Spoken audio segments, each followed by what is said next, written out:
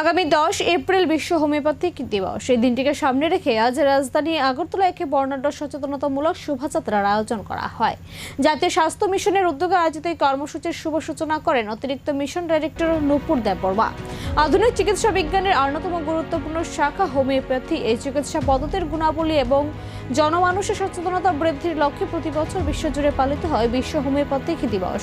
এবছরও তার ব্যতিক্রম হয়নি। আগরতলায় আজ এক বিশাল শোভাযাত্রার মাধ্যমে এই দিবসের প্রচার অভিযান শুরু হলো।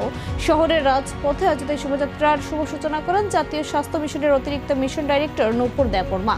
উদ্বোধনী বক্তব্যে তিনি বলেন, পার্শ্ব প্রতিক্রিয়াহীন চিকিৎসা হিসেবে হোমিওপ্যাথির জনপ্রিয়তা দিন দিন বাড়ছে। সরকারি স্তরে চিকিৎসা ব্যবস্থাকে আরো শক্তিশালী করার উদ্যোগ নেওয়া হয়েছে। এদিনের এই কর্মসূচিতে রাজ্যের বিভিন্ন প্রান্তের হোমিওপ্যাথিক চিকিৎসক, স্বাস্থ্যকর্মী এবং নার্সিং কলেজের পড়ুয়ারা অংশগ্রহণ করেন। সুসজ্জিত ব্যানারের মাধ্যমে সাধারণ মানুষকে হোমিওপ্যাথির সুফল সম্পর্কে অবগত করা হয়। আয়োজকদের পক্ষ থেকে জানানো হয়েছে, আগামী 10 এপ্রিল মূল অনুষ্ঠানের মাধ্যমে দিবসটি উদযাপন করা হবে। প্রথমেই শুভ সকাল সাংবাদিক বন্ধুদেরকে, আর এখানে যারা উপস্থিত আছে স্বাস্থ্যকর্মী, মাই ভারত ভলেন্টিয়ার্স, তারপরে সাইক্লিস্ট, সবাইকে আমার আন্তরিক প্রীতি শুভেচ্ছা।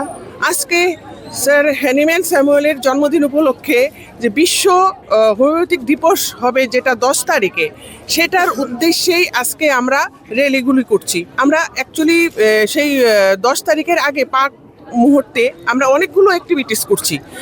প্রত্যেকটা সাব সেন্টারে, প্রত্যেকটা হেলথ ফেসিলিটিতে আমরা হেলথ ক্যাম্প করছি।